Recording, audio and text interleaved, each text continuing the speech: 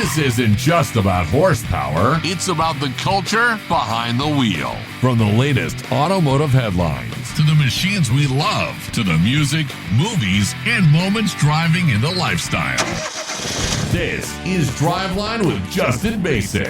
If it's got an engine, an attitude, or a story worth telling, we're on it. Call in. Leave your take. 833-3DL-SHOW. This is Driveline. So let's strap in and let's roll.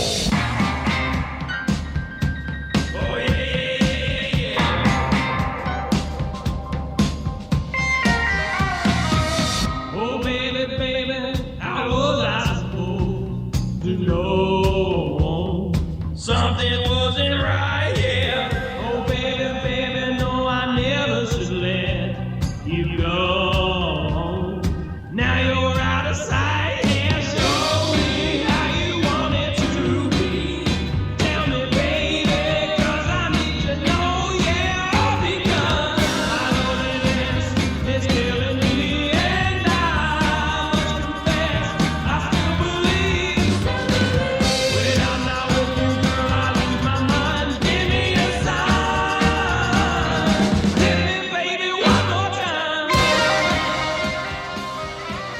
This is Driveline. I'm playing some Phantom AD because I took 4 takes. I cannot talk out of that old intro anymore. I just can't. I'm done. So, we're going with the Phantom. Alright. Thanks again to Barn Find King Tim Fabrizio for joining last week. Really, really good conversation if you haven't listened yet. We talked about everything from him finding Tupac's Rolls Royce to buying Brunei cars, and I think maybe, just maybe, I might consider buying a Mercedes again after that. He convinced me. So, but it was fun. I put on my best producer show. I had the Fiji water. I bought a little cheese platter. Thank you to Odyssey LA for use of the studio. I think that's a fair trade for not being allowed on their app, but the guest list is long, and there will definitely be a lot more coming up. We like visits like that. Because what are we working for? Talking Corvairs with Billy Joe. That's what we're doing it for. Someday. So, I got a bone to pick with Facebook. A couple of them, really.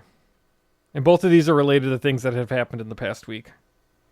First, people don't know when to keep their mouths shut. And I'm not talking just in general, like, you know, everyone complains about Facebook boomers and politics and all that. No.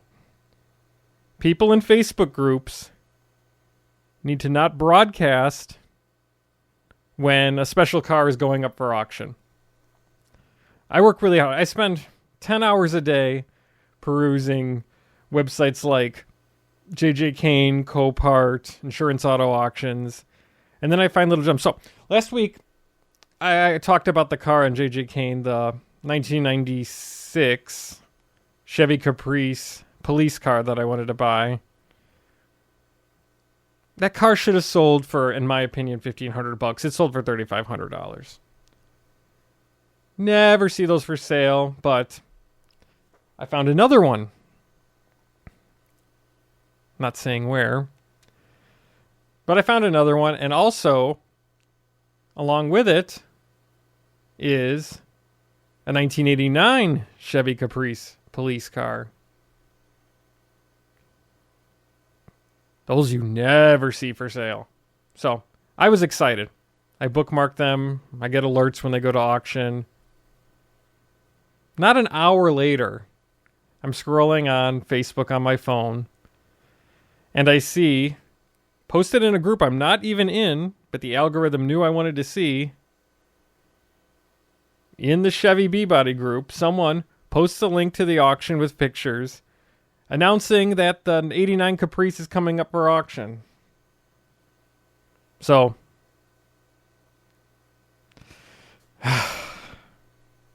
why would you do that? My other gripe with Facebook is how stupid it is to make a deal on Marketplace. So, this is becoming a habit with me. I do not like Marketplace. There's all kinds of amazing things on there, but God forbid you try and buy any of them. So this past week, I have a 1956 Plymouth Belvedere that I bought at auction over 2 years ago now. And the engine turns and the interior looks amazing, but it's missing some of the trim, front and back bumpers, the grille, and the back window is cracked. So I've been trying to buy bumpers and glass and parts for this for a while yet. It's nearly impossible to find. And a parts car showed up on Facebook Marketplace about 2 weeks ago.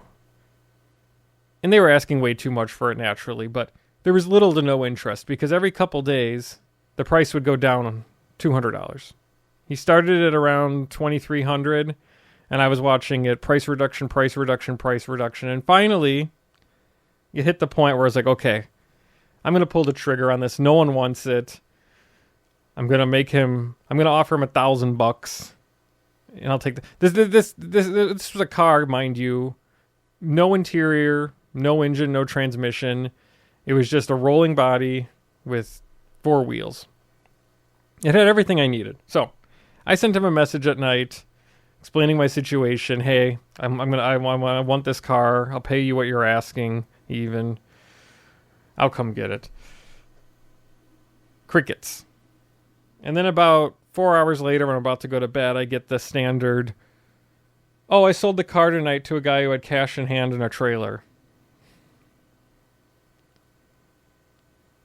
And it's every time I finally decide to reach out and message someone that someone else just happened to buy it that night. And I've even jumped, like, I know everyone's going to be like, oh, Justin, you can't wait a week. You got to jump on these things as soon as you can. Well, a few months ago, I was trying to buy a fire hydrant that was listed near my house, and it was posted within an hour. And I messaged this guy and was like, hey, I want it. $100 sounds fine. I'll come get it this afternoon when I get off work. How's 3:30? 3:30 is great. I'll be home. See you then. So I ignore it. I go about my day. I'm driving home. I go to message him that I'm on my way, and I see a notification posted 2 minutes ago. Steve, or whoever his name was, sold fire hydrant. Why? We made a deal, dude. So, this is a repeat experience of me with Facebook Marketplace. I've never successfully bought anything from there. I've sold a few things, but it's like, it's so demoralizing. I don't even like messaging people on there because I feel like I'm asking someone on a date. Like, there's a big fear of rejection there. So, Facebook's stupid. Okay. That being said, Coachella's behind us this week. No one's talking about it anymore, but on this show, we're late to the news, so let's talk about it. Particularly this girl's experience. I want to admit to you guys, I did something a little bit insane at the Coachella campground. I did it yesterday, but it was a little bit reckless, but I was desperate. Just want to say that before I admit what I did. Okay, so what did she do? Now, there's a lot going around about Coachella this year. Did this involve the wind destroying the campsites, or maybe the overflowing porta potties, or the horrible crowds waiting to see Justin Bieber? I made a horrible mistake and rented a Tesla in order to camp at Coachella. Oh, that's the biggest mistake you can make. And it keeps randomly turning on and killing all of the battery. See, I had a normal EV with a push-button start, and I didn't like it so much. So I went back to a car with a key. So to have a car that has no actual on-off switch, people love it, but I could never relax. So what'd she do? So I did like hours of research yesterday trying to figure out how to make it not randomly turn on. And I was really desperate because I found out 2 things could be causing it. The first one was Bluetooth on my phone could be activating the vehicle. Even when I'm like far away from it, it turns it on and then it starts killing itself. And then by the time I notice it's on, it's already killed a bunch of the range. So I'm kind of worried I'm going to have to get towed out of Coachella. I mean, isn't what you want to do at a music festival instead of listening to music, researching for hours on how to turn your car off? The key card was also activating it. So it's like this little key card, just like a hotel room key card. And if it's anywhere near the Tesla, it activates it and turns it on. I tried wrapping it in foil, hiding it in Brooke's trunk. Nothing was working. It kept activating it and turning it on. So I had to move it to the other side of the campground and hide it somewhere. Might have hid it under one of the porta potties, and now I'm trying to retrieve it, but there's this truck here cleaning them out. Oh, look, the bathrooms were involved after all. I feel like I gotta get the key card. But once I get it, it's gonna cause me another issue even if I find it. So I don't really know what to do, but when they're done, I'm gonna go see if the key card is still there. I really hope so. It has been solving a lot of my problems with it being under there, but if it's not there, then I've caused a new problem. Moment of truth, guys. Okay, this is gonna look borderline psychotic what I'm about to do, but we're gonna do it. It's still there, but it's covered. It's so gross and wet. It was there, but it's kind of gross. My hand is covered in gross things right now. I'm gonna go use wet ones to clean off, but issue is the moment I bring this to the Tesla, I'm gonna start having another issue again. So I don't really know what to do. Could wrap it back in foil and put it back in Brooke's car like I did before. But issue is if it turns on the Tesla when I'm out at the festival, I could come back, the Tesla could be dead, and I could have to get towed out of this place. So this is just my absolute nightmare. For now, I'm gonna go clean it off. In case you guys haven't realized, never rent a Tesla and come to Coachella with it. And she's still at Coachella to this day. No, actually, it survived enough to get her out of the campsite. But that wasn't the end of her troubles. I'm going to call the rental company right now, though, who rented me this Tesla. And I'm going to beg them to let me return it and get a different vehicle for the rest of the trip. There's another, 4 days or so left in this trip. And honestly, I don't want to deal with the Tesla. The charging out here in the middle of the desert has just not been easy for me. And on top of that, the 2 people that are coming, I don't know how much stuff they're going to have packed. And this vehicle's also not very big. But the charging is definitely the main issue. So hopefully they'll let me return it tonight. I'm going to give them a call. A huge wait to charge up my Tesla after Coachella. There's so many chargers and they're all full. Okay, I finally got a spot. Coachella almost killed my Tesla. I don't actually own this vehicle. This is a rental, but we're charging, baby. It says I need 25 minutes to charge up, and then I have a 5-hour drive after that, which is why I need to start fully charged, because I'm going through the middle of the desert, and if I'm not fully charged, I definitely won't make it to where I'm going. Do not take your Tesla if you're unsure if you can charge it, or switch it off. That was Cassie Aaron on Instagram. She posts a lot of videos to inspire living adventurously, and toilet keys are definitely an adventure. So, I spoke with Tim last week about finding people's cars that have been lost for years, and when I stumbled across this story last week while he was in town, I thought he had to have something to do with it. But no, this was pure fate. Listen to this. Gifted to him by his late father. Now that Chevy Camaro was finally recovered. CBS LA's Michelle Gilly talked to the owner, who is very emotional to see the only thing he has left of his dad back with him once again. I haven't seen this car in 17 years. It's gonna be tough. Victor Munoz almost gave up on seeing his '69 Chevy Camaro ever again. Yeah, that is my car. Yeah, that's the car. That's my car. Wow. A classic. But what's more important is that it was a sentimental gift from his late father. The day David Munoz returned from a tour in Vietnam, he bought the car. The younger Munoz received it on his 16th birthday, only to have it stolen years later. Stolen in 2009. I mean, I was in high school then. Vic's dad, Dave, passed away in 2017 after the car had been stolen for, what would that be, 8 years?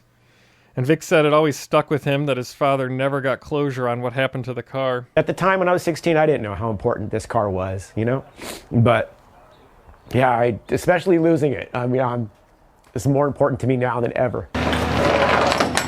I still cannot believe that it's actually sitting in my garage. It's amazing. It's amazing. Questions swirled for almost 20 years about the fate of the Camaro. Last week, an LA County Sheriff's detective confirmed that it had been found in a backyard in Whittier, 30 miles from the body shop where it disappeared from. Munoz says the person who had it bought the car, unaware that it was stolen property. So we have a visual of the car here, and at this point, there's not a lot left of it at all. I mean, Vic was given a frame and a primed body on it. No deep green paint, no interior, no dash, no fenders, no wheels, no engine. She looks a lot different. I mean, I could still tell it's her. I could still tell it's her from underneath all the grime, but she's in rough shape right now. She's not the way I left her, that's for sure. So from CBS, because of that, he's expecting the total cost of repair and renovation to run him tens of thousands of dollars. He's already flooded the Instagram page of his Downey barbershop, which he also inherited from his father, and both clients and friends have said they'd contribute to the fund to return the Camaro to its original glory. He also started another Instagram account at Vic69 Camaro to detail the rebuilding process and started a GoFundMe, which can be found by searching the keywords "Help Restore My Family's 1969 Chevy Camaro." This is from that Instagram. Hey guys, how's it going? I want to give you guys an update and kind of just tell you yesterday like what happened. It was pretty cool. I got a phone call from CBS. They came out and they wanted to be there when I picked the car up from the tow yard. So I got there at the tow yard. They made me wait out and see. I couldn't see the car until it left the tow yard. And oh my god, you guys, it was crazy. It was so crazy. It's like it literally did not look like my car. Like it did not look like my car at all. Like I was starting to think that maybe it wasn't it. And then he goes on to show how he really knew it was his car. This is neat. And when I get there, I'm getting closer and closer, and I'm like, what the hell? Like, this isn't my car. This isn't my car. And then when I get up to it, I start moving stuff around that was on the inside, and there was these 2 holes, right, that I put in. But if I can explain it, it's like this hole, but it goes like I was supposed to make the holes like it was like a hole and then like this little like oval thing, right? And it was like a cutout, and the goal was because it was a plate to cover the roll cage. So the goal it was supposed to go this way, and then the roll cage was going to go in, and you're supposed to slide it up, and you're supposed to get in there, right?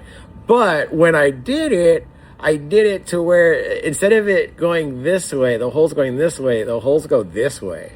And I just totally messed that up. And it's always bothered me. And I was supposed to fix it when the interior, I figured no big deal when the interior, it's going to get put in, it's going to be covered up. So it's not a problem. And, so it when I saw the holes, I was like, that's my car. That's my car. That's my car. Christian Camaro, I ran over my neighbors. Christian Camaro, now I'm in all the papers. My folks bought me a Christian Camaro. I'm fully invested in seeing Vic get his father's car back to its former glory. Follow him at Vic69 Camaro, at Downey Dave's for his father's barbershops page. And there's a GoFundMe that I will link to at driveline.show, or just search for Help Restore My Family's 1969 Chevy Camaro. Right now, as of April 21st, Vic has reached about 40% of his $4,500 goal. $4,500. That's not asking a lot. My main goal with Driveline is to create a community, and let's make Vic and his late father Dave a part of the Driveline community. So the Rob Report answered a question that we were all afraid to ask. Or maybe just I was afraid to ask. How much are Spike and Zuckerman asking for the Zagato? So, for those unfamiliar, I listen to a podcast every week called Spike's Car Radio, hosted by Spike Ferriston and his co-host lawyer, Paul Zuckerman. So, I started listening to this podcast in 2018, and that was the first podcast I ever listened to. I was very, very, very anti-podcast up until then. But I knew who Spike was. I thought it'd be interesting. And I started listening. And they kept referencing the Zagato. When's the Zagato coming? Everyone's asking about the Zagato. So,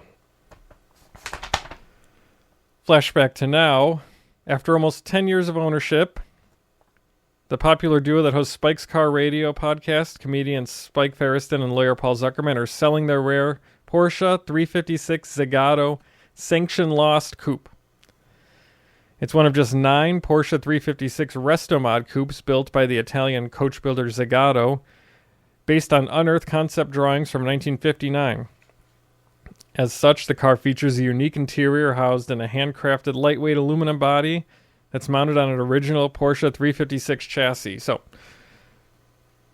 the whole talk of the Zagato back in 2018, it was basically my entry into knowing what a Porsche 356 was and what Zagato was and all that stuff. And I got to see the car at the Malibu Kitchen shortly after they got it. Amazing, amazing piece. I have something else I saw at the Malibu Kitchen that was owned by Spike, his 1979 German police Beetle. That was a car that once he brought it there, I saw it, I had to have it. I waited about almost 4 years. It finally went on Bring a Trailer, And that was one I just bid until I won. And people are saying I got a good deal on it, so fingers crossed, but I'm not selling it anytime soon. So, the other German car. It's a piece of automotive sculpture that combines the best of German engineering with the romance of Italian design. It's a car you recognize but don't recognize, says Ferriston, the comedian and writer behind hit TV shows such as Seinfeld, Letterman, Saturday Night Live, and The Simpsons. The story goes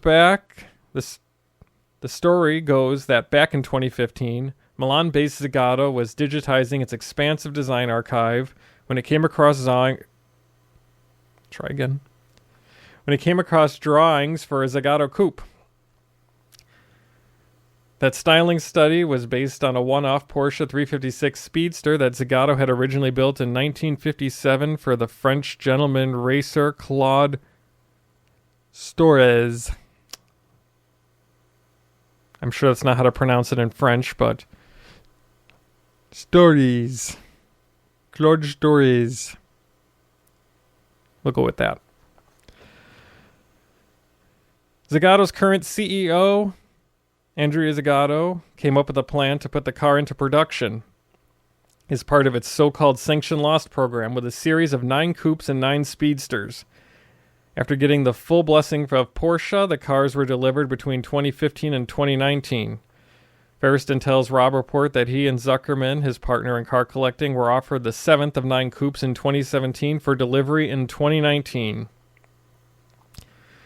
We really didn't know what it was, and we didn't have a lot of time to think about it, so we passed. Then a few months later, Paul and I were flying into Monterey for Car Week, and I was flicking through the latest issue of Porsche Club of America's Panorama magazine, which had a 7-page feature on the car with gorgeous photography, says Ferriston.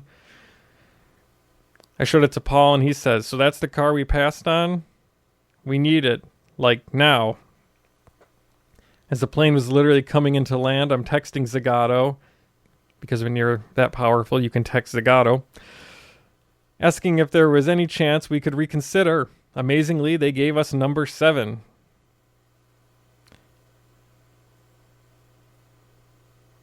The car was born from a shabby 1960 Porsche 356B coupe that was found in New York City and shipped to Milan. There, its chassis and 1.5-liter flat-4 engine were fully restored and mated to the Zagato body.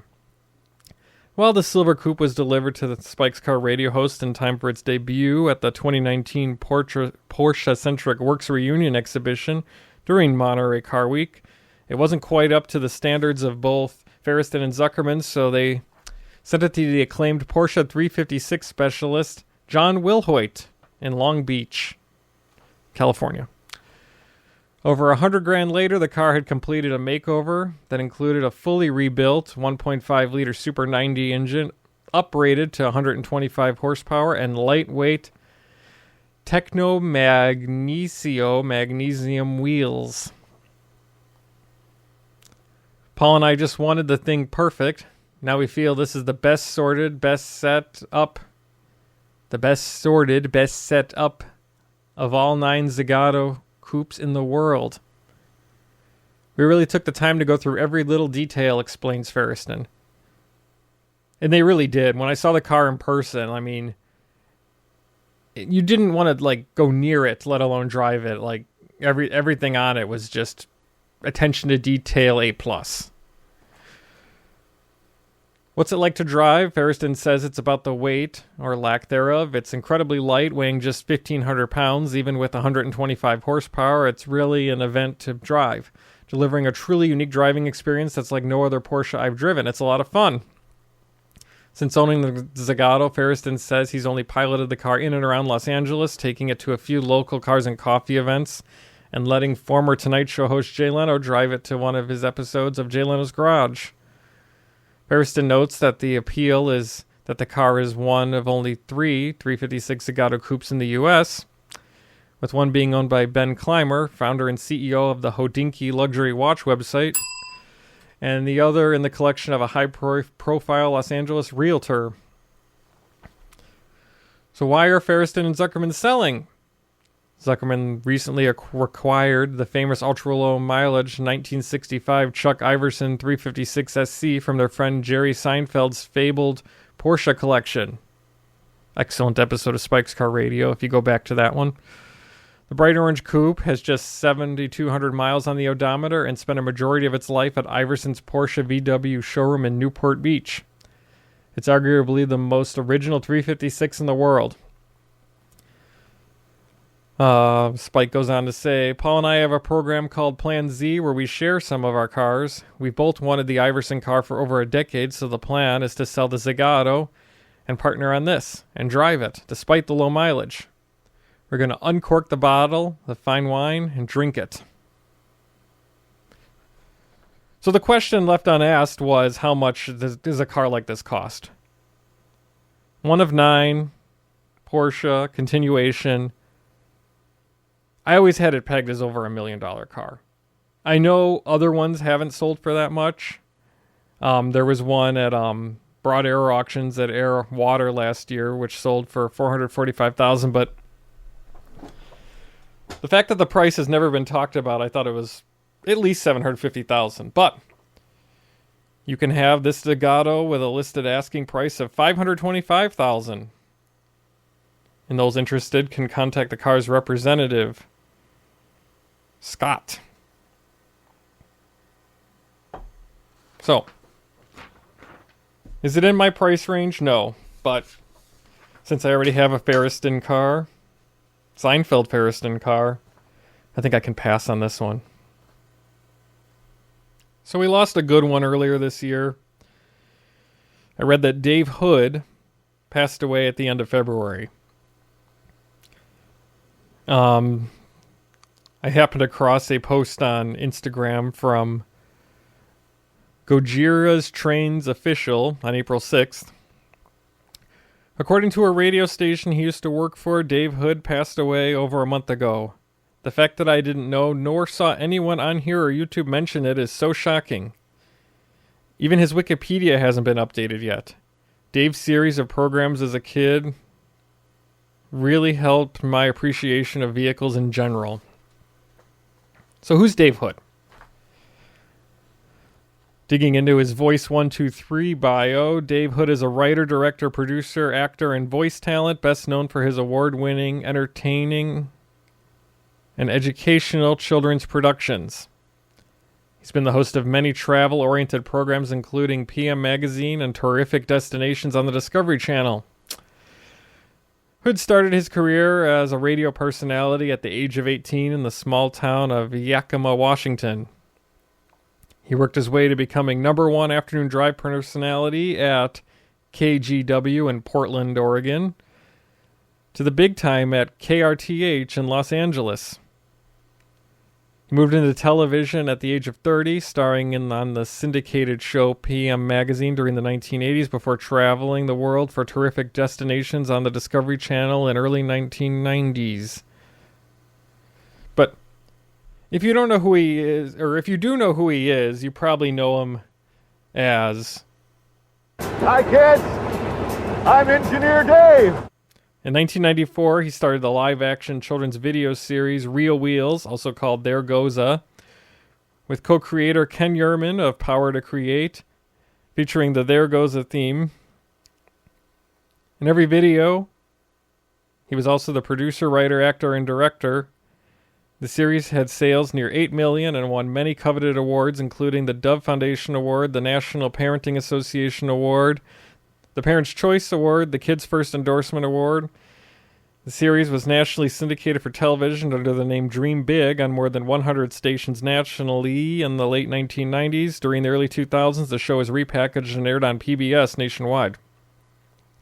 Dave was actually on my list of potential guests when I started coming up with ideas for this show, what with his history on K-Earth, one of my current stations here in Los Angeles, and how much I enjoyed his videos as a kid.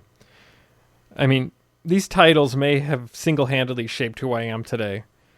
There goes a fire truck, there goes a bulldozer, there goes an airplane, there goes a train, there goes a police car, there goes a truck, there goes a race car, there goes a motorcycle. Go back in my yard right now and I guarantee you'll find every one of those.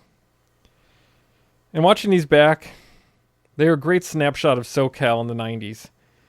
These were made at Union Station, the Ontario International Airport, the Los Angeles County Sheriff's Department, Magic Mountain, the Getty Museum, Camp Pendleton, the Pacific Southwest Railway Museum. I wanted to showcase a little of There Goes a Train because I wore out this tape when I was little. Hi, kids. I'm Engineer Dave. Well, you know, I'm not a real engineer, but the real engineers have let me pretend for the day so that you and I can learn all about trains and what they do and how they work. Now, obviously, this is not a locomotive. This is what's called a speeder. Speeders are used out on the track for doing maintenance work and moving the crews around. So what do you say? You and I go for a ride. Let her go, Jack. I mean, from the moment I saw this, I wanted a speeder, just him driving in that.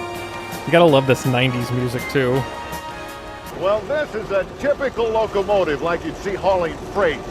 And let's talk a little bit about how they work. This part up here is a big diesel engine. It has 20 cylinders, great big cylinders. And it causes a shaft to turn that runs a turbine. Now, the turbine is located in there, and it's a big generator. It generates electricity.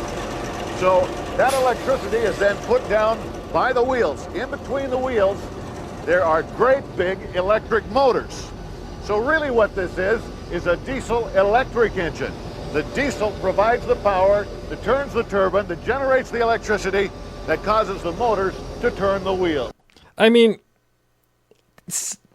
you got, like, they don't make shows like this anymore. Like, that technical of an explanation to kids. I mean, I was literally 5 years old, and I could tell you how any engine works. I knew what cylinders were.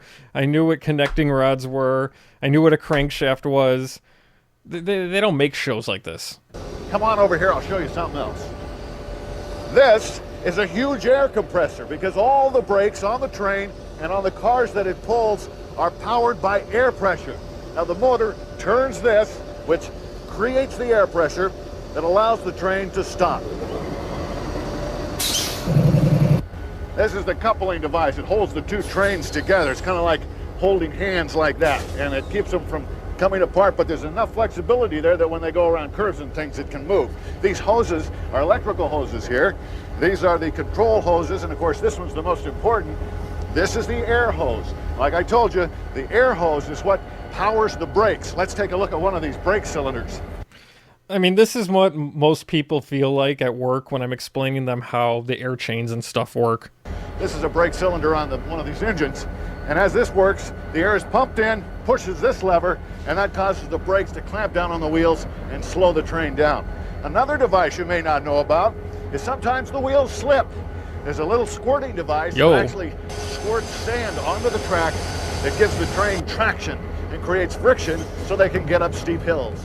Okay, funny story about that one, too, is I remember when I was young, I dedicated that to memory, and I made a comment to my great-grandma about how locomotives put sand on the tracks to gain traction, and she straight up told me I was wrong, and I vividly remember her being like, no, if there's anything like sand or oil on the tracks, the wheels are going to slip, and I was like, psh, Dave taught me this.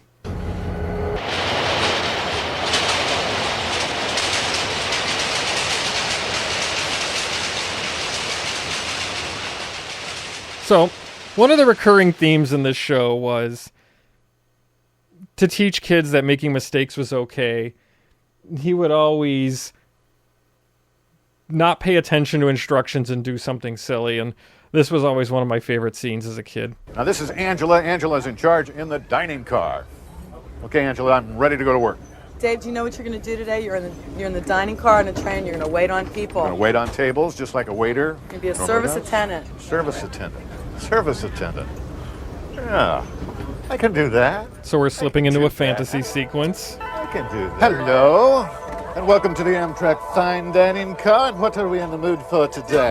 So he's talking to this couple who's sitting at a table in the dining car, and I wish I could interview him because I wanted to know this, but I have the greatest suspicion that these people aren't actors. I think they literally just went up to random people who were riding the train at the time and asked them if they could be part of this, because these people seem so uncomfortable with this whole situation. Perhaps some pasta, some souffle?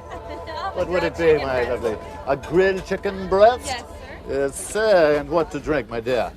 Ice water, please. Ice latte with the lemon. Oh, yes. And sir, what will it be for you? I'll have a burger. A burger. A rubber burger, or perhaps a well-done burger. Medium burger. I mean, bro's trying so hard to not laugh through this whole scene. We'll be right back. Enjoy your trip, and thank you so much for dining with us on Amtrak today. Be right back. Dave, listen. Are you paying attention? You have to wait on people. Dave. Yeah. No, I was listening. I'm ready to go to work. You do this? Okay. Okay, so now go to work. I just go to work. So we see Dave. He's trying to balance a bunch of trays and walk down the train car.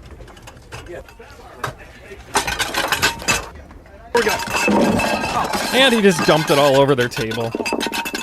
Really sorry. What's going on here? Don't you know what?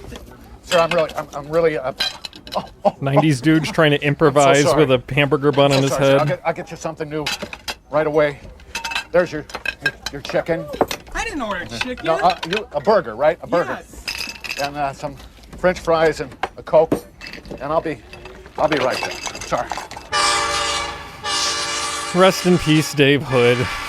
Gone too soon at 75. So I was really hoping, I dug, and I was trying to find an air check of him when he was on K-Earth in 1994. He was working a Saturday night shift. I couldn't find anything online, but I pieced together some stuff from Portland and some of his voiceover demos. So here's a little tribute to Dave Hood's other work. Leave those sunglasses at home today. Scattered showers this morning, plain old rain and clouds later today. High 43, low 39, windy tonight. Currently, it is 37 at K-Hits 106.7. Custom lights in red and blue that are now being made available for the fans throughout the state. How about some Trailblazer license plates for us? I'm down with that. Early 47 at K-Hits 106.7. Passive investment. Passive investment. Kind Gee of like whiz. the rest of us are struggling just to put, enough gas in the car to get to work. I know it. Put Rice Krispies on the table, and this guy's spending $691 million. I know it. Must be nice. I wonder if he's happy. I say no. You think $691 million? Why is it we want him to not be happy? Need LASIK but think you can't afford it? The Luna Eye Centers are making state-of-the-art LASIK affordable for everyone in America. Through February, we're offering advanced LASIK vision correction for an amazing $295 per eye. And it got darker and darker as we walked down the trail. I was sure glad I had my new best friend to guide me. I wasn't even afraid with my dog Bruno by my side.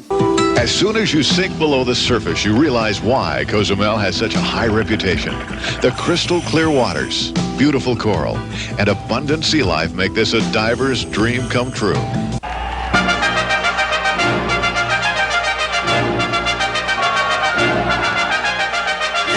When Dennis Conner brought back the America's Cup, he brought back more than just a trophy.